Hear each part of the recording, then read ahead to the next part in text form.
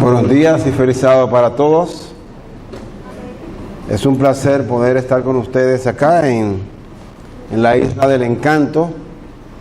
Pues primera vez que tengo el placer de estar con ustedes y en el país. Vamos esta mañana de sábado a estudiar un tema que se ha prestado para mucha malinterpretación.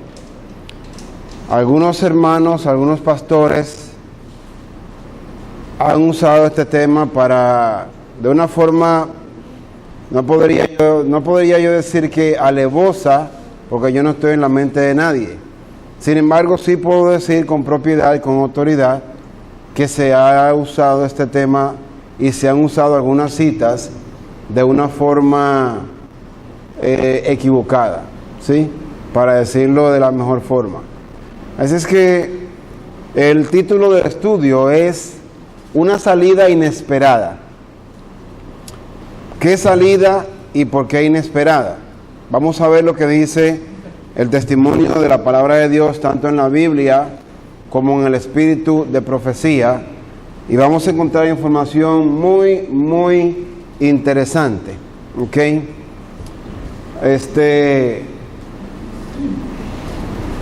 Ok. Una salida inesperada. ¿Debemos nosotros salir de la Iglesia Adventista Corporativa, sí o no? ¿Qué dice la inspiración? Y yo quisiera aclarar algo de antemano. Al presentar este tema, yo no le estoy diciendo a nadie que salga de la iglesia corporativa, la iglesia grande, o como le llaman, la iglesia organizada. El propósito principal de este tema, que está dividido en 8 sermones, no es uno ni son 2. Son 8 sermones. El propósito es brindar más información para cuando se presenta una cita aislada o una cita manipulada, usted sepa de dónde viene, para dónde va y qué responder. ¿Sí? Así que vamos con la ayuda de Dios, bajo la dirección del Espíritu Santo, a permitir que la voz de Dios a través de las Escrituras pueda permear nuestros corazones y que solamente escuchemos la voz de Dios. ¿Sí? Bien. Vamos a confrontar, como ustedes ven acá, la inspiración con William Clarence White. ¿Quién era William Clarence White? Era el hijo de la hermana White que se le llamaba Willie White. Ese era su nombre completo, Willie White. Vamos a confrontar. ¿Y por qué? Ustedes van a ver por qué vamos a hacer esta confrontación. Vamos a confrontar lo que dice Willie White con lo que dice la inspiración de Dios. Vamos a escudriñar citas de Elena White referentes a este tema. Formar conceptos basados en la inspiración y no en ideas o en opiniones humanas. Y al final usted tendrá suficientes evidencias para decidir sí o no. ¿Ok? Vamos a presentar la cita en cuestión que viene en Eventos de los Últimos Días, página 51, y dice así.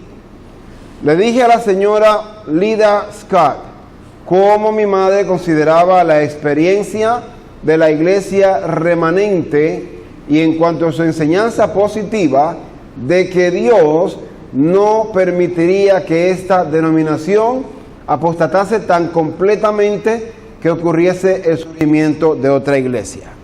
Esa es la cita que algunos usan como el caballito de batalla, ¿sí?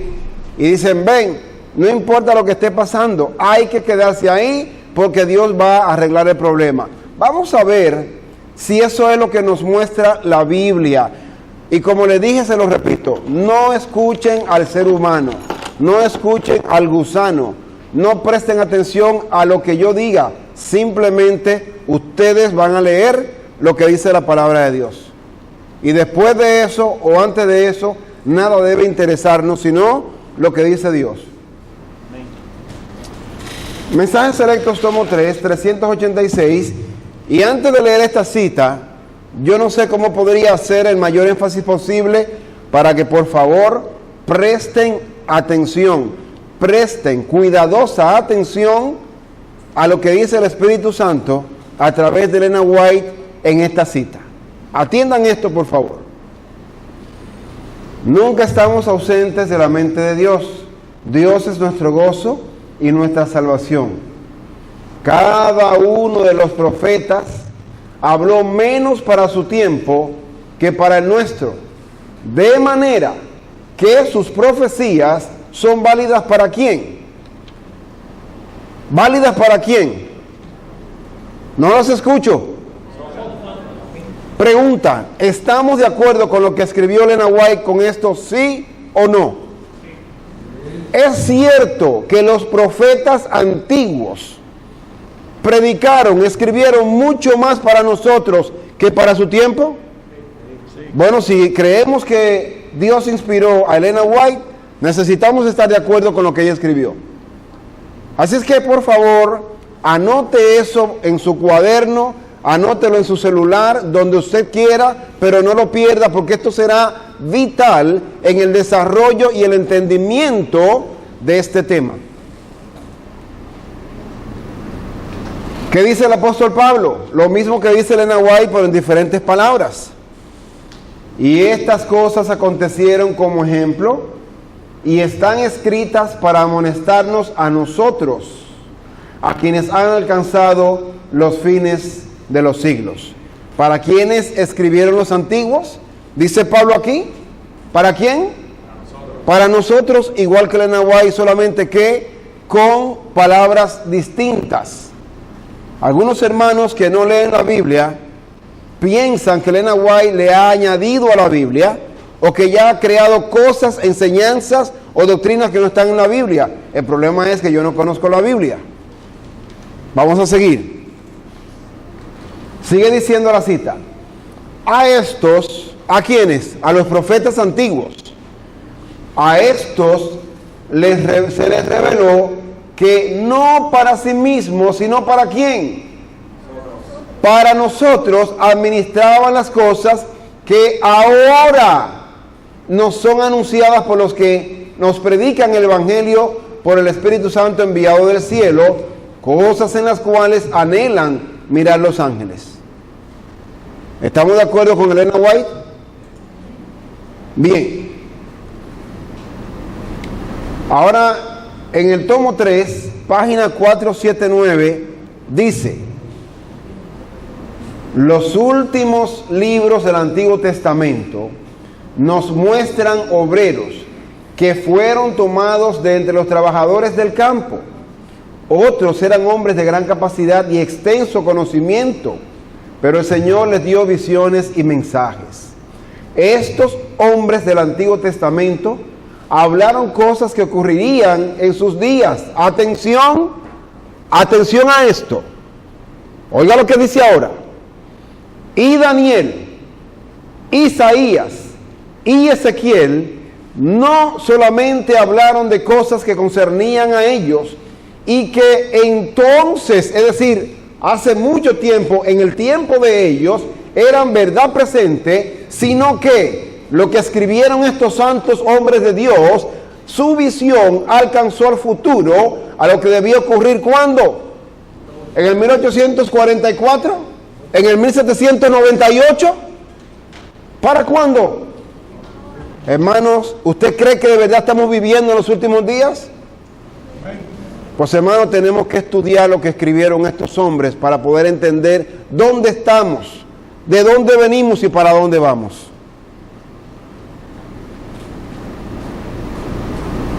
Basados en lo que acabamos de leer, es muy claro que Elena White dice que los profetas del Antiguo escribieron más para nuestro tiempo que para el suyo. Y esto lo confirma el apóstol Pablo, como ya leímos hace un momento. Vamos a continuar. Isaías 4:1.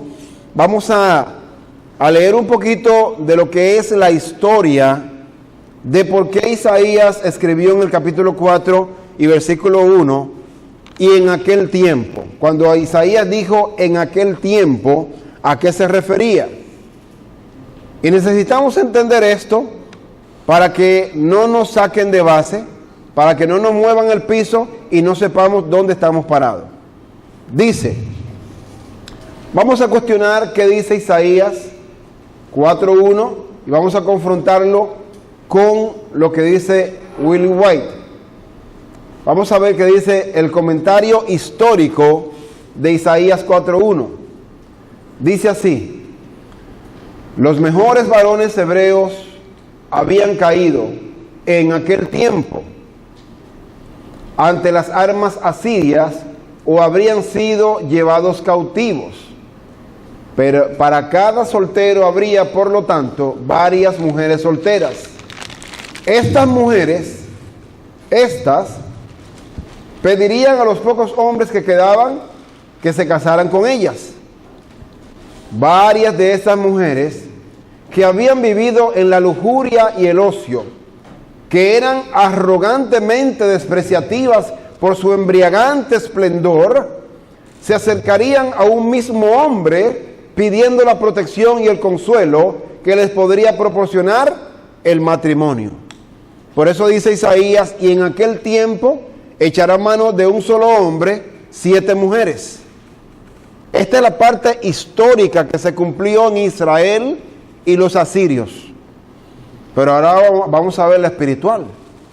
Porque si alguien le dice, no, es que esto tiene que ver con la guerra que Israel libró contra los asirios, eso no tiene nada que ver ahora, de verdad, pues tenemos que borrar lo que escribió Elena White.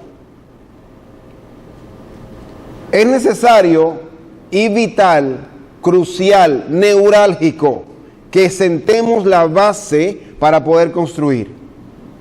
Y ojalá que podamos seguir el tema y no nos entretengamos con nada.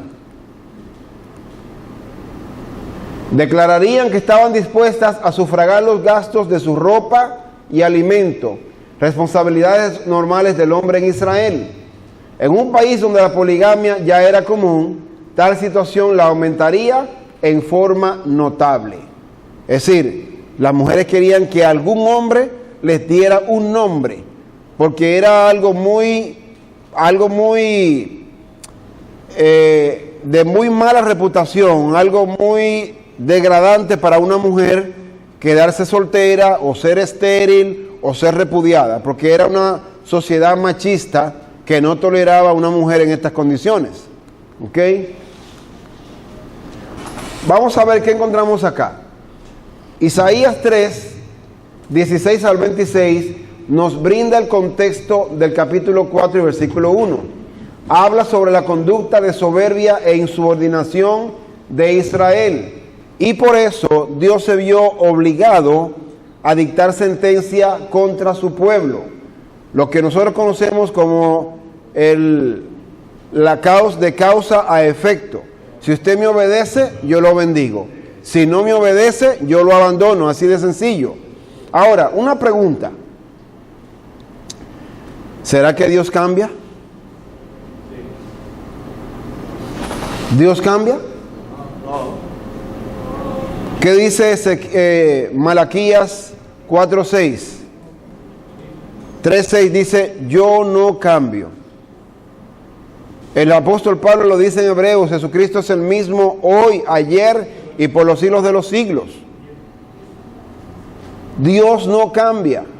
Y vamos a ver cuáles son las reglas que Dios estableció desde el principio para que su pueblo caminara. Como el pueblo no quiso escuchar la advertencia, ahora le tocaba cosechar lo que había sembrado. Vamos a ver qué dice. Echará mano de un hombre 7 mujeres en aquel tiempo, diciendo, nosotras comeremos de nuestro pan y nos vestiremos de nuestra ropa.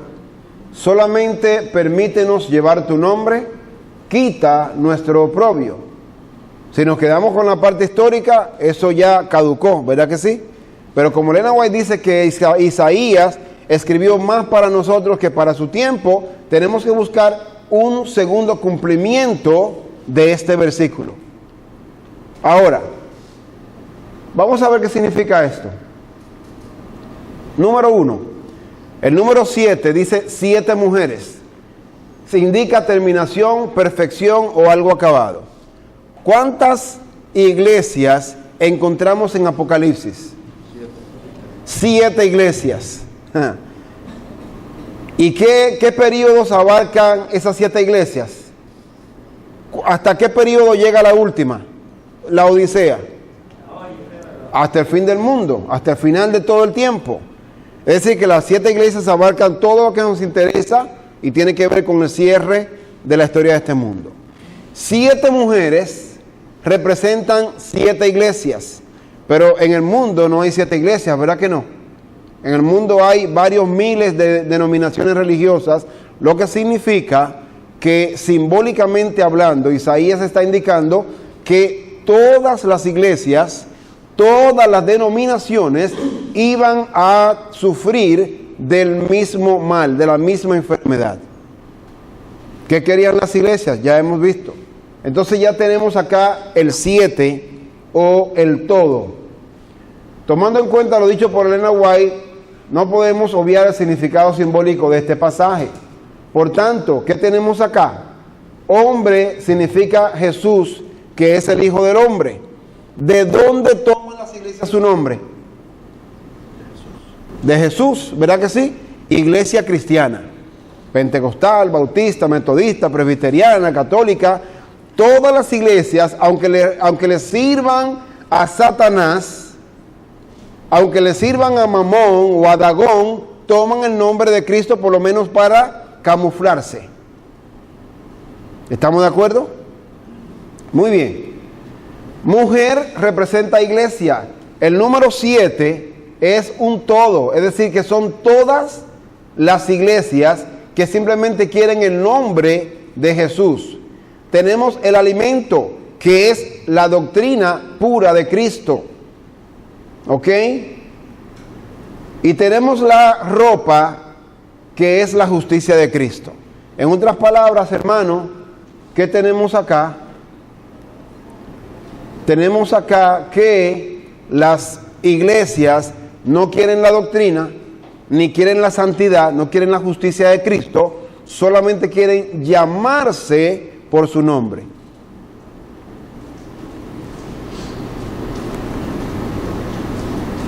En la Biblia encontramos 2 salidas.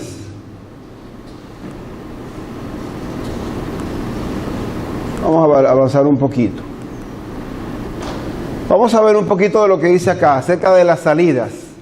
Segunda a los Corintios, capítulo 6, 17 y 18. Dice, por lo cual, salid de medio de ellos y apartaos, dice el Señor, y no toquéis lo inmundo, y yo os recibiré, y seré para vosotros por Padre, y vosotros me seréis hijos e hijas, dice el Señor Todopoderoso. Ahora, aquí encontramos condiciones para que ustedes y yo podamos ser llamados hijos de Dios. Lo primero que el Señor dice en el contexto de estos versículos es que no puede haber comunión entre quién y quién. Entre Cristo y Satanás, entre la luz y las tinieblas, entre Belial y Jesús, en la mesa de los ídolos, de los demonios y el templo de Cristo. Y dice a base de esto, dice, lo primero que tenemos que hacer es salir de medio de aquellos que practican esto. Tenemos que apartarnos, no tocar lo inmundo. Y cuando nosotros nos apartamos y no tocamos lo inmundo, entonces y no antes, dice Dios, entonces yo os recibiré. Y luego dice el apóstol, entonces seré para vosotros padre y vosotros me seréis hijos. ¿Ve que hay condiciones? Que realmente no podemos nosotros llamarnos hijos de Dios y pretender que de forma incondicional Dios nos va a amar, nos va a bendecir, nos va a llenar de bien, porque las bendiciones y las maldiciones de Dios son condicionales. Es que hay muchos hermanos y pastores que entienden que de Dios solamente vienen cosas bonitas y cosas buenas. Una de las enseñanzas de la nueva teología en el mundo cristiano y lamentablemente adventista también, es que Dios no mata.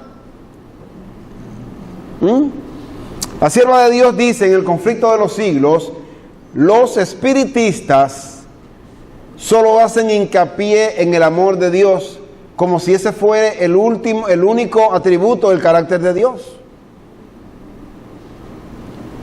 Vamos a ver qué más nos dice la inspiración. El Señor separa a los infieles de los fieles para poder distinguir quién es su pueblo, así como se separa el trigo de la cizaña. Apocalipsis 17:4 y 18:4. Y la mujer estaba vestida de púrpura y escarlata, y adornada de oro, de piedras preciosas y de perlas, y tenía en la mano un cáliz de oro lleno de las abominaciones y de la inmundicia de su fornicación. ¿Y cuál es la conducta que el Señor nos llama a adoptar?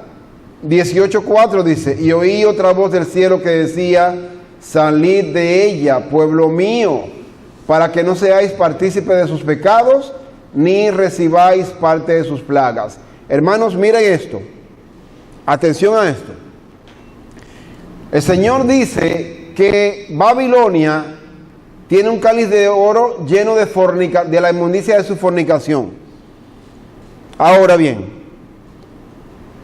tenemos nosotros que acostarnos o mezclarnos con Babilonia, aún sabiendo que tiene una copa llena de la inmundicia de su fornicación. ¿O tenemos nosotros que acostarnos con las hijas de Babilonia? ¿Ese es el llamado de Dios? El Señor dice claramente: salgan de ella. Mire la ternura, la misericordia de Dios, que todavía estando dentro de Babilonia, Él le llama pueblo mío. Ahora Él le dice: pueblo mío, sal de ahí.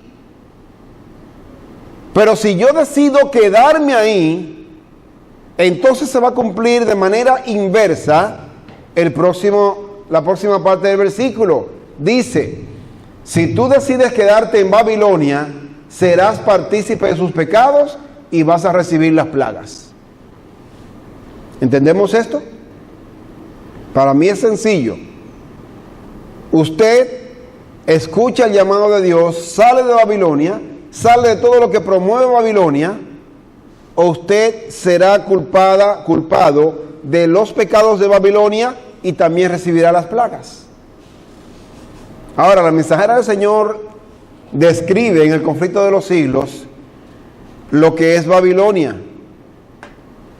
Y ella dice que muchas personas piensan en la iglesia católica cuando hablamos de Babilonia.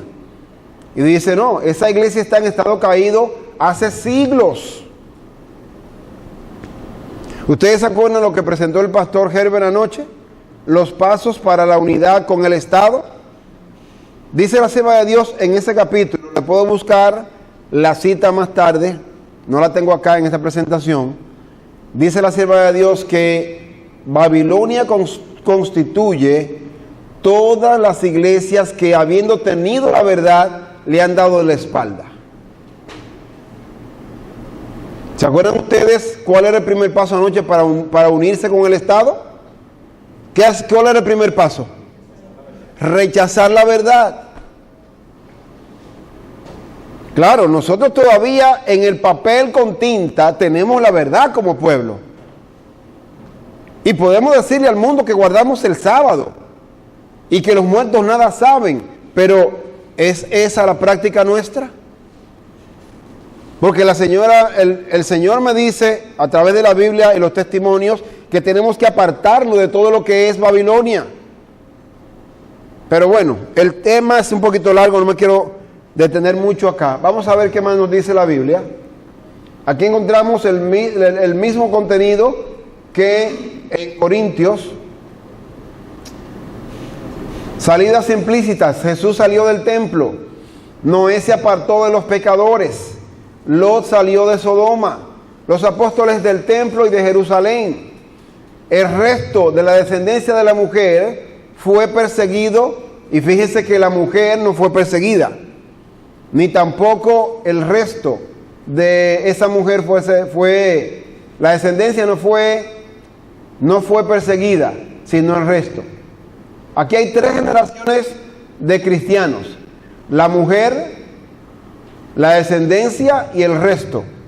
Ni la mujer fue perseguida porque se corrompió, ni la descendencia tampoco fue perseguida, sino el resto, el remanente. ¿Vamos entendiendo hasta ahora? Jeremías fue dejado y el pueblo fue tomado cautivo. ¿Qué significa esto? Ya podemos entender cuántas salidas y quiénes han sido usados por Dios en medio de todo esto. Vamos a avanzar un poquito. Dice, habrá entre nosotros personas que siempre querrán controlar la obra de Dios y dictar hasta los movimientos que deban hacerse cuando la obra avance bajo la dirección de ese ángel que se unía al tercero para dar el mensaje que ha de ser comunicado al mundo. Dios empleará formas y medios que nos permitirán ver que Él está tomando las riendas en sus propias manos. ¿Quién va a dirigir la obra? Dios va a dirigir la obra. Y ya no serán los hombres peleándose por la posición más alta, ni hombres con ansias de poder y de dinero. Dios tomará el control. Y como yo digo, de manera simbólica o espiritual, Dios les va a quitar el micrófono a muchos predicadores. Y eso, cuando yo digo que le va a quitar el micrófono, es decir, que le va a quitar el Espíritu Santo, porque ya no van a continuar representándolo a Él.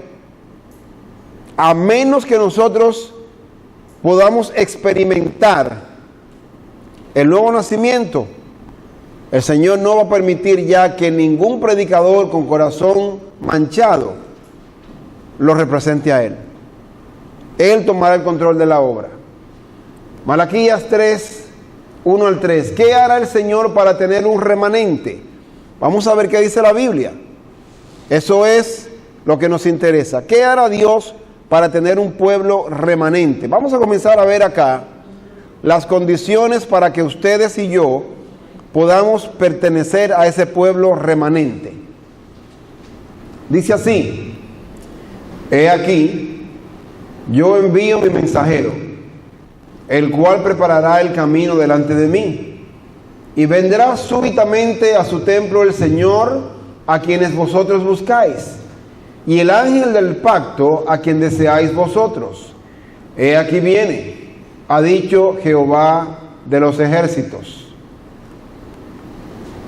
¿Y quién podrá soportar el tiempo de su venida? ¿O quién podrá estar en pie cuando Él se manifieste? Porque Él es como fuego purificador y como jabón de lavadores. Él se sentará para afinar y limpiar la plata, porque limpiará a los hijos de Leví, los afinará como a oro y a plata, y traerán a Jehová ofrenda en justicia. Vamos a detenernos ahora por un minuto para entender lo que dice el profeta Malaquías en este capítulo. Vamos a volver al versículo número 1. Dice: he aquí yo envío mi mensajero, el cual preparará el camino delante de mí. ¿Cuál era ese mensajero? A ver, ¿cuál era ese mensajero?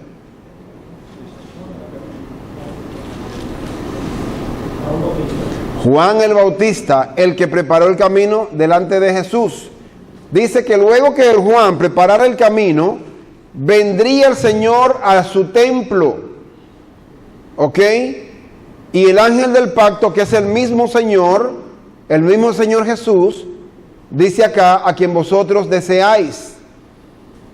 He aquí viene, ha dicho Jehová de los ejércitos. Luego dice: ¿quién podrá soportar el tiempo de su venida? ¿De qué venida está hablando ahí? A ver, ¿de qué venida me está hablando Malaquías acá? ¿La segunda venida? ¿Alguien que puede decir otra cosa? La primera.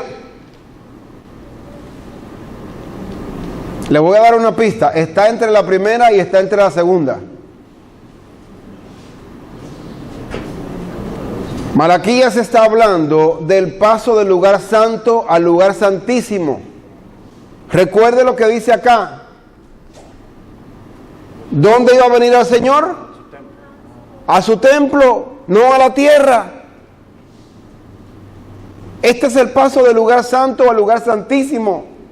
Sigue diciendo, ¿quién podrá soportar el tiempo de su venida? ¿Por qué? Porque cuando Dios, el Señor Jesús, comience el juicio, cuando lo comenzó, a partir del 1844, la sierva del Señor, aquí Malaquías dice, ¿quién podrá soportar este tiempo? Es decir, ¿quién podrá pasar la prueba del juicio investigador? ¿Hay algo en el ser humano de manera inherente, innata o natural que nos ayude a pasar ese examen? Claro que no. Claro que no. Y se sentará. ¿Qué significa que se sentará? ¿A qué se va a sentar? Y en aquel tiempo se levantará ¿quién? Miguel. ¿Por qué Miguel se va a levantar, hermanos? Porque se sentó. ¿A qué se sentó Miguel? A juzgar. ¿Quién puede soportar el juicio de Dios, hermanos? ¿Quién? ¿Quién es suficiente para esto? Dice, se sentará para afinar y limpiar la plata. ¿Cómo se limpia el oro y la plata? Dice, limpiará a los hijos de Leví. ¿Por qué menciona aquí los hijos de Leví? Sacerdocio. ¿Por qué dice aquí que se sentará para limpiar, para afinar la plata como el oro, como al oro y a la plata? Vamos a ver qué dice la Biblia. Vamos a Zacarías ahora. Vamos a ver cómo es que el Señor va a limpiar a su pueblo por medio, así como se limpia el oro y la plata. Dice aquí Zacarías 13.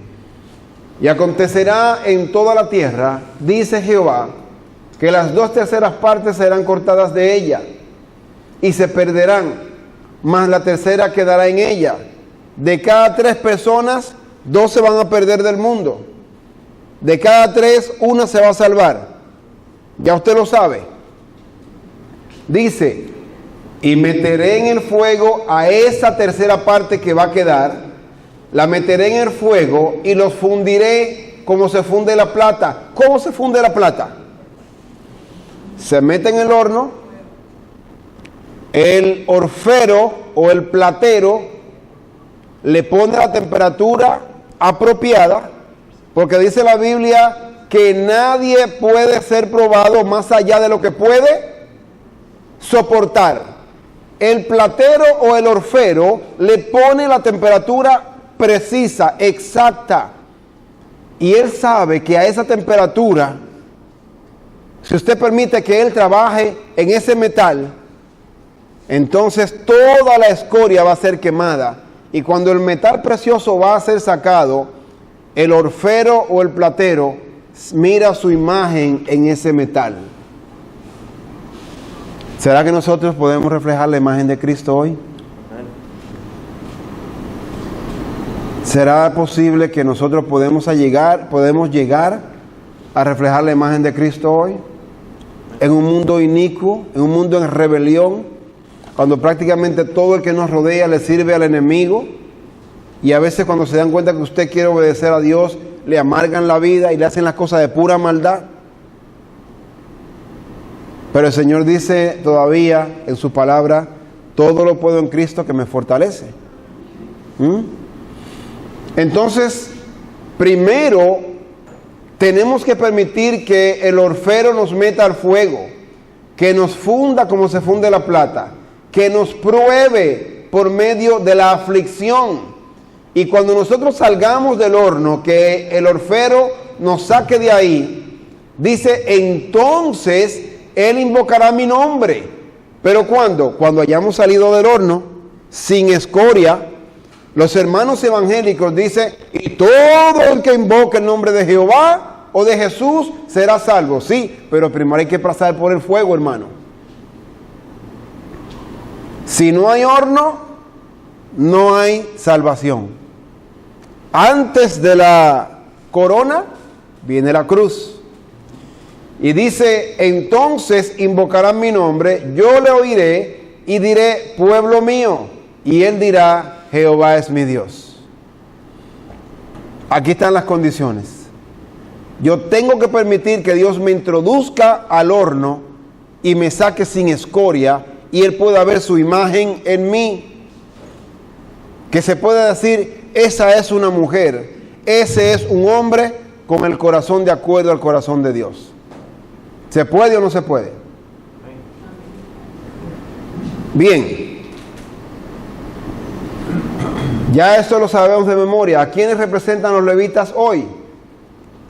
Dice el apóstol Pedro, mas nosotros sois linaje escogido, real sacerdocio, nación santa, pueblo adquirido, para que anunciéis las virtudes de aquel que os llamó de las tinieblas a su luz admirable. Ok, ¿para qué nos llamó el Señor de las tinieblas de Babilonia? ¿Para qué? ¿Para que nos sentemos cada sábado en una silla bien cómoda? Y cuando se terminó el servicio, amén, y para la casa, y no me acuerdo ni de la Biblia durante la semana. Dice que tenemos que representar el carácter de Cristo. Ahora dice aquí, ¿para qué cosa? Para que anunciemos. ¿Cómo se anuncia las virtudes de Cristo? ¿Con un megáfono? ¿O por las redes sociales? ¿O por live streaming? ¿Así se anuncia las virtudes de Cristo? Eso lo anuncio yo con mi vida. Para que la gente vea a Jesús en mí. Y que yo junto con Pablo pueda decir, porque ya no vivo yo, sino Cristo vive en mí. Y todo lo que yo vivo ahora en la carne lo vivo por el Hijo de Dios, para el Hijo de Dios, para honrar al Hijo de Dios.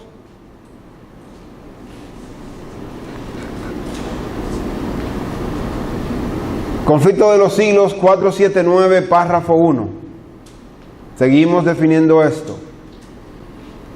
Para confirmar lo que ya hemos dicho, la mensajera del Señor dice lo siguiente: la venida de Cristo como nuestro sumo sacerdote al lugar santísimo para la purificación del santuario, de la que habla en Daniel 8:14. La venida del Hijo del Hombre al lugar donde está el anciano de días, tal como está presentada en Daniel 7:13. Y la venida del Señor a su templo, predicha por Malaquías, son descripciones del mismo acontecimiento representado por la venida del esposo a las bodas, descrita por Cristo en la parábola de las 10 vírgenes, según Mateo 25. El paso del lugar santo al lugar santísimo. ¿Cuándo saldrá remanente de entre el pueblo de Dios? Esto recordemos que estos profetas escribieron más para nosotros. Vamos a ver entonces lo que dice Segunda de Reyes, capítulo 19 y versículo 31. Ojalá que estén tomando notas. Porque saldrá de Jerusalén. ¿De dónde va a salir un remanente? Saldrá de Jerusalén remanente, y del monte de Sión los que se salven. El celo de Jehová de los ejércitos hará esto. Ok.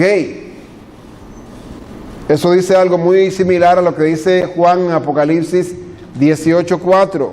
Salid de ella, pueblo mío. La mano de Dios es que decide quién es pueblo mío.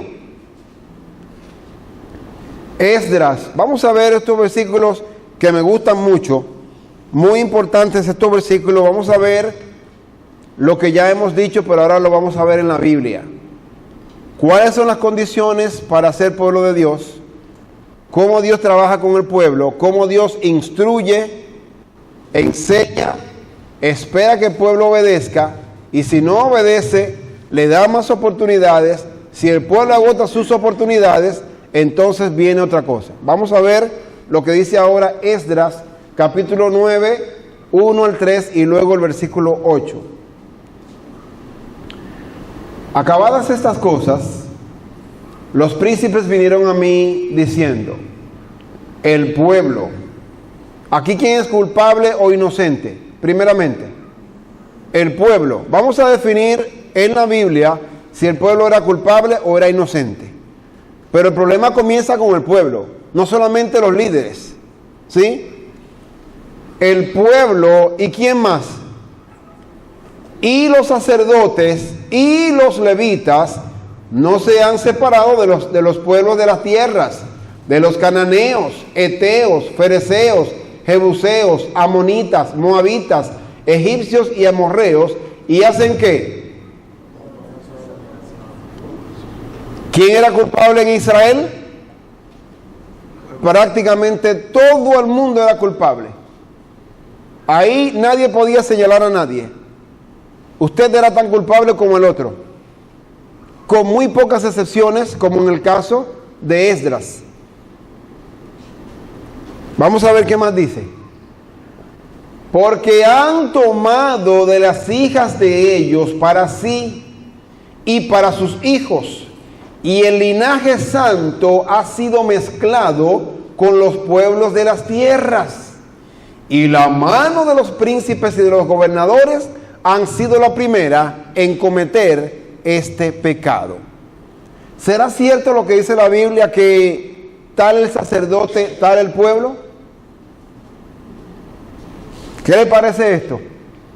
Los príncipes y gobernadores, sacerdotes y levitas fueron los primeros en cometer este pecado. ¿Sabían ustedes, amados hermanos, que Anás y Caifás, que eran los sumos sacerdotes que condenaron a la muerte a Jesús, ellos, ninguno de los dos eran judíos puros? Ellos eran mitad romanos y mitad israelitas. ¿Por qué? Porque dice acá que el linaje santo, ¿qué? Había sido mezclado con los paganos. De hecho, cuando Esdras y Nehemías comenzaron el trabajo de restauración y de reavivamiento en el pueblo, encontraron que los israelitas hasta el idioma lo habían perdido. Yo les recomiendo que hablen con el pastor González para que se estudien las cartillas de escuela sabática Esdras, Nehemías y Daniel. Son maravillosas. Todas las cartillas son maravillosas, pero a mí me encantaron esas porque también le brinda hechos históricos, información histórica. Háganle el pedido al pastor para que él le consiga esas cartillas. Son viejitas, pero yo creo que todavía en la asociación, en la oficina de la iglesia, podemos conseguir esas cartillas. O podemos hablar con el pastor Herbert cuando terminemos, a ver si todavía tienen, porque son viejitas, pero son maravillosas. Y volviendo al tema, vemos que esta gente, el pueblo de Israel, hasta el idioma lo habían perdido. Ahora bien, como nosotros hablábamos ayer, cuando íbamos en el carro, el pueblo adventista tiene un idioma, ¿sí o no? Hable de lo que es temperancia con un hermano evangélico, a ver qué le va a decir. Hable de lo que es el sellamiento con un hermano evangélico católico, a ver qué le va a decir. Hable de lo que es el santuario con un hermano de afuera, a ver qué le va a decir. Nosotros tenemos un sistema de códigos, tenemos un idioma. Y por ese idioma tenemos que hablar. Ese fue el idioma que nos enseñó el Señor en su palabra. Y dice aquí, hermanos, que tristemente los grandes líderes fueron los primeros en meter al pueblo en esta posilga espiritual realmente. Lo mismo que están haciendo los líderes hoy, que en vez de denunciar al hombre de pecado, la sierva del Señor dice, por un lado, el Señor nos levantó para denunciar la maldad del hombre de pecado. ¿Qué hacen los líderes? Se van a Roma a hacerse fotografías con el Papa. Mandan pastoras a representar la iglesia adventista. ¡Qué vergüenza, hermanos! Usted no ha visto sacerdotisas en la iglesia católica, pero tenemos pastoras en el mundo adventista de hoy. Y los hermanos dicen, incondicionalmente tenemos que quedarnos ahí. Ese es el pueblo de Dios. Sorry.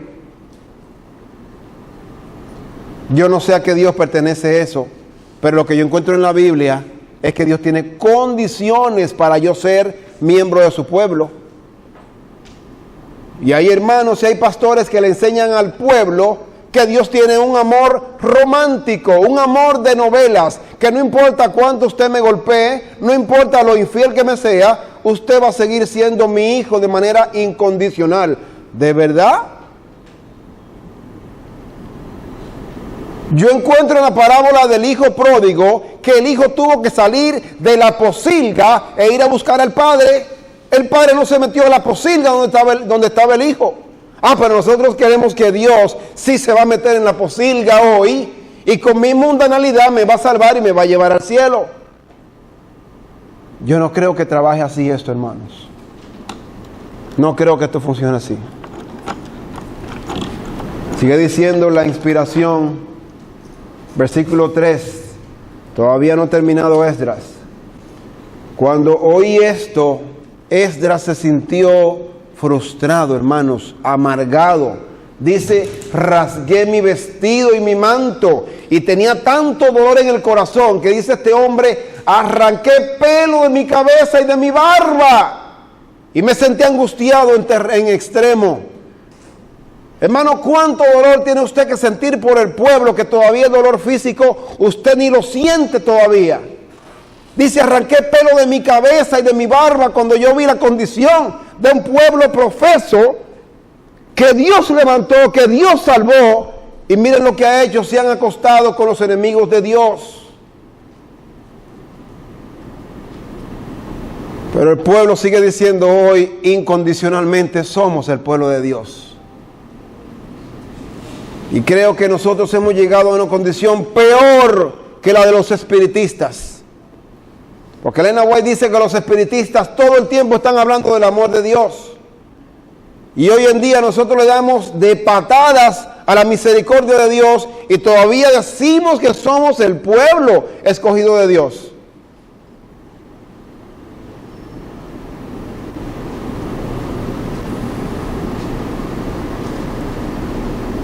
Mire por cuánto tiempo el Señor va a tratar con este pueblo.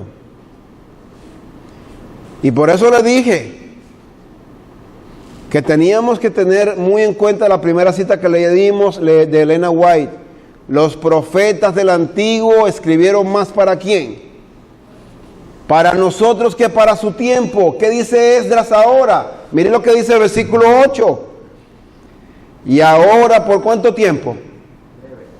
Un breve momento ha habido misericordia de parte de Jehová nuestro Dios para hacer que nos quede un remanente libre y para darnos un lugar seguro. ¿Dónde, hermanos? En la iglesia. ¿Dónde es el lugar seguro, hermanos? En el santuario, hermanos. El remanente tiene que pasar del lugar santo al lugar santísimo. Tenemos que seguir al Cordero por donde quiera que va. Tenemos que buscar abandonar el pecado, hermanos, dejar la dualidad en la vida religiosa. Entrar por la fe en el lugar santísimo. Dice el Señor nos dará lugar en su santuario a fin de alumbrar nuestro Dios, nuestros ojos, porque sabe que la Odisea está ciega y para darnos un poco de vida en nuestra servidumbre.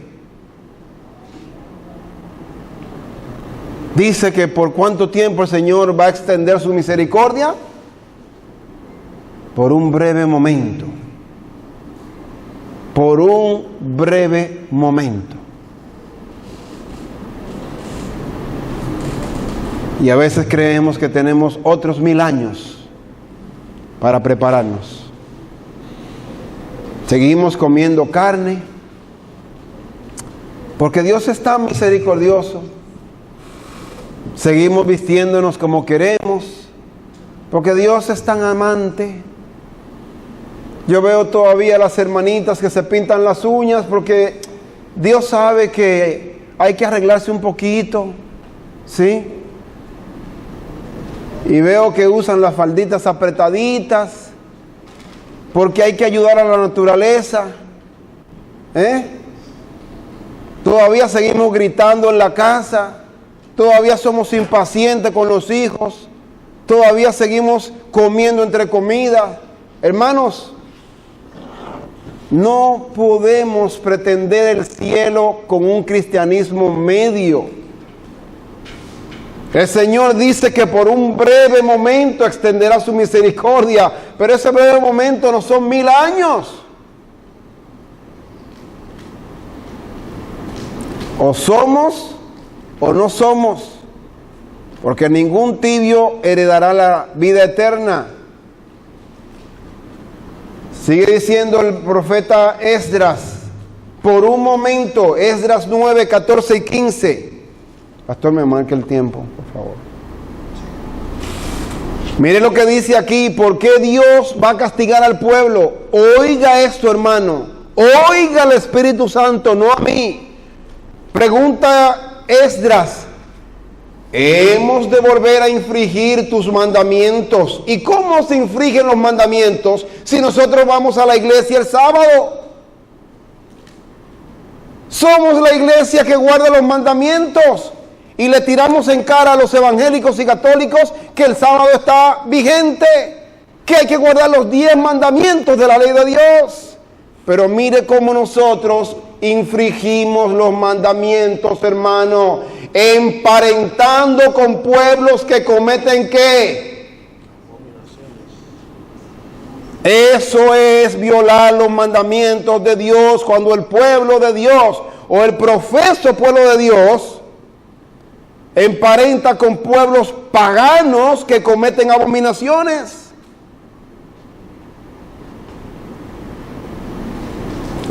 Guardamos los mandamientos, ¿verdad que sí? Eso es lo que usted se cree, que guardamos los mandamientos. Y si nosotros hacemos esto, dice Esdras, no te indignarías contra nosotros hasta que. Entonces sí que Dios tiene un amor incondicional. ¿Será que Dios no va a permitir que lleguemos a los extremos de la rebelión y todavía no va a querer y nos va a pasar la manito por la cabeza? Hijo mío, ven, no te preocupes que yo te amo, sigue pecando. Fue así que le dijo a María Magdalena.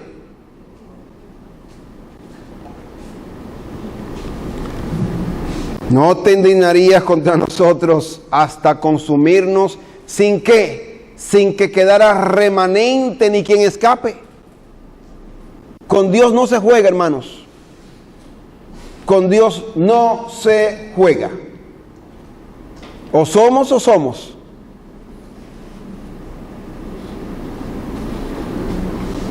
Nosotros hemos perdido el pudor como pueblo. Hemos perdido la vergüenza como pueblo. Antes nadie se atrevía, Dios libre. ¿Quién se atrevía antes a llevar disque carne a la iglesia? Aunque se comieran hasta el puerco y los mariscos en su casa, pero nadie se atrevía a llevar eso a la iglesia antes. ¿Y hoy? O llevan carne, o llevan queso, o llevan refresco con poco de azúcar y colorante. Ya se perdió el pudor, hermanos. Ya la gente ni pena le da eso.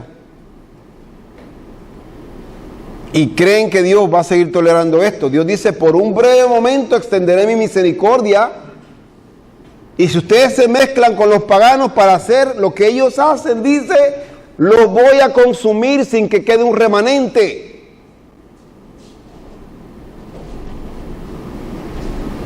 Oh Jehová Dios de Israel, tú eres justo, puesto que hemos quedado un remanente que ¿a qué? ¿Qué tiene que hacer el remanente? ¿Se va a quedar donde se cometen las abominaciones? Dice, un remanente que ha escapado como este día. Menos aquí en nuestros delitos, porque no es posible estar en tu presencia a causa de esto. ¿Qué tiene que hacer el remanente? Salir de medio de la inmundicia,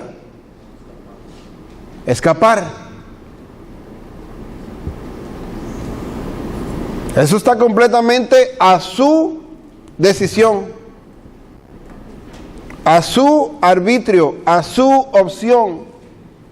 Usted ejercerá su libre albedrío.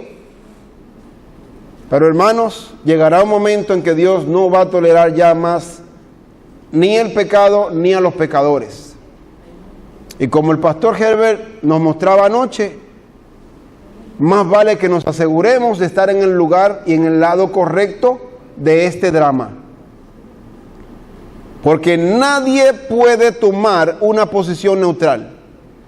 Usted ha visto a esta gente en el mundo que dice, a mí nadie me dice lo que yo hago con mi vida, yo hago lo que me da mi gana. ¿No lo ha visto eso? La gente no entiende que usted hace o lo que le dice Dios o lo que le dice Satanás. Nadie hace lo que le viene en gana. Eso es un engaño del enemigo. Usted no quiere ir a la iglesia y quiere ir a un nightclub. Claro, vaya. Haga lo que le da la gana. Pero eso es lo que le está dictando Satanás. Hasta que usted cobre el fruto de lo que está sembrando. Mateo 24, 1 y 2. Cuando Jesús salió del templo y se iba, se acercaron sus discípulos para mostrarle los edificios del templo. Respondiendo él, les dijo, ¿veis todo esto? De cierto os digo que no quedará aquí piedra sobre piedra que no sea derribada.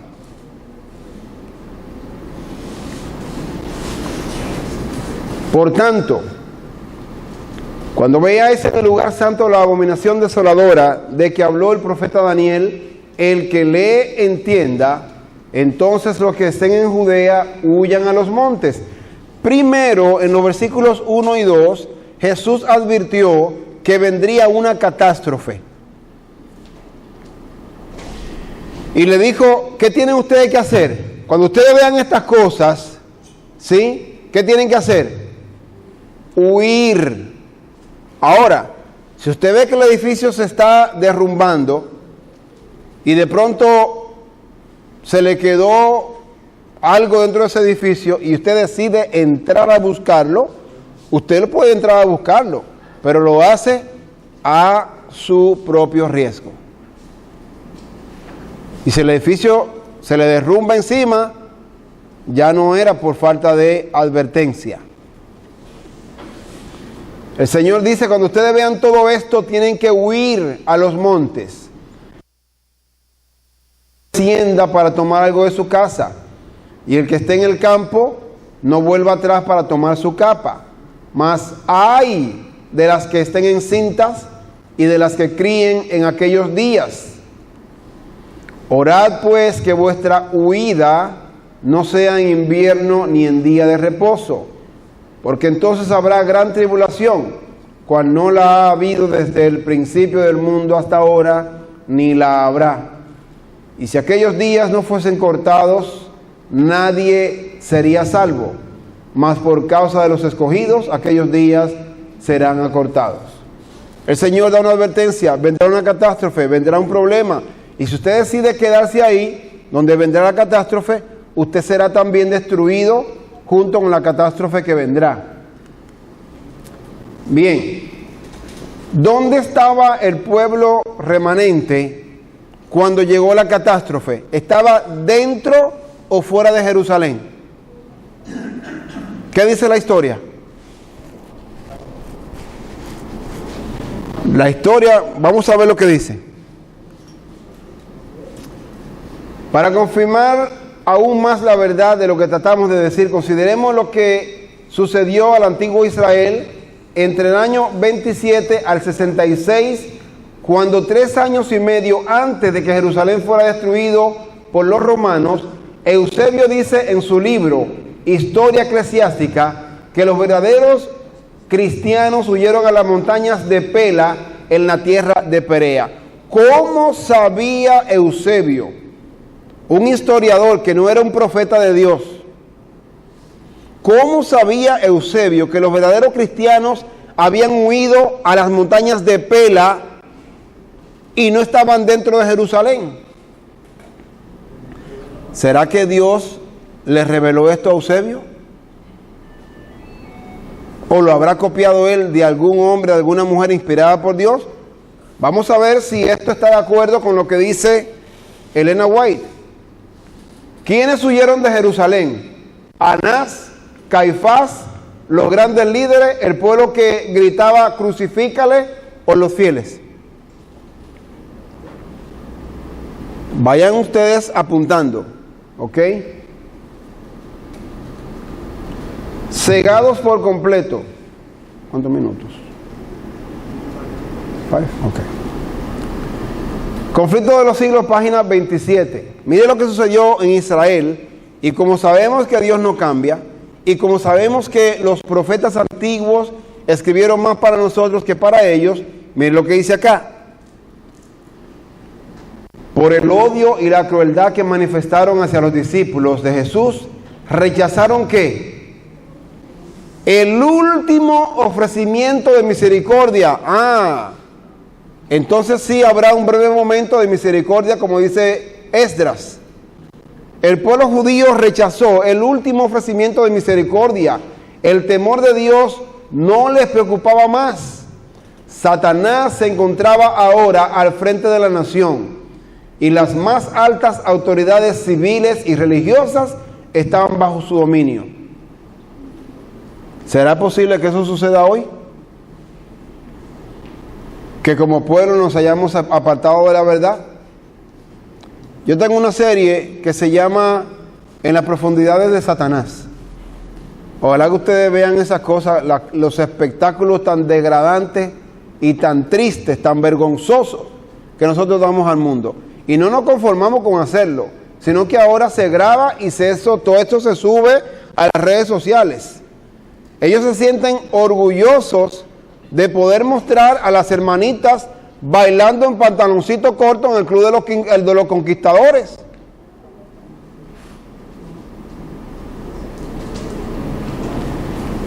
Dice aquí, hermanos, que los más grandes líderes religiosos estaban bajo el dominio de Satanás. Vamos a ver si, creo que tenemos ahí un video para, si se puede presionar play ahí. Ahí, mueve el cursor, ahí, ajá.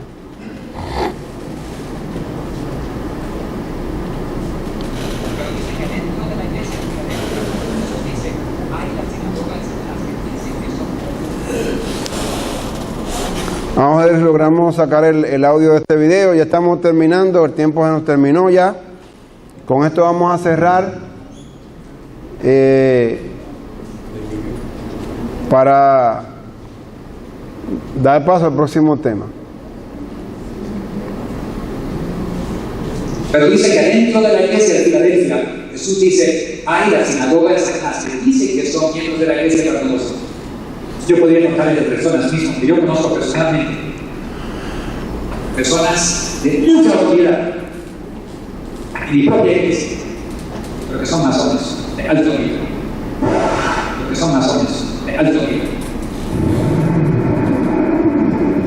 Uno en específico que estoy recordando, yo y mi esposa nos reunimos con esa persona, trabaja en la Jefatura Mundial, es mano derecha de nuestro presidente.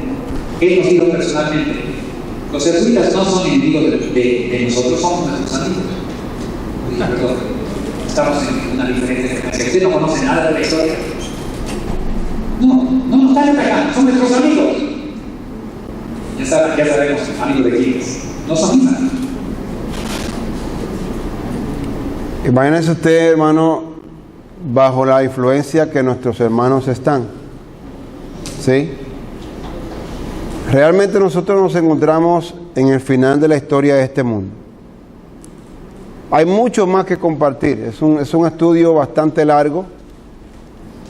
Y yo les exhorto, hermanos, a que nos peguemos de la mano de Dios, que volvamos a las Escrituras, que no permitamos que nadie nos mueva de nuestra manera de pensar sin un claro, así dice el Señor. Hoy en día están soplando muchos vientos de doctrinas. Muchos hermanos que hemos amado, que hemos compartido con ellos, que hemos comido junto con ellos. Muchos hermanos se han apartado de nosotros porque hoy en día el enemigo los ha arrastrado con estas falsas doctrinas que andan en el pueblo remanente. Les rogamos que el Señor nos ayude y que podamos nosotros sostenernos de la mano del Señor para poder llegar hasta Puerto Seguro y que podamos nosotros permitir que Él nos meta al horno para poder purificar toda la escoria de pecado que hay en nosotros, para poder invocar su nombre y que Él nos diga, tú eres pueblo mío. El Señor les bendiga rica y abundantemente.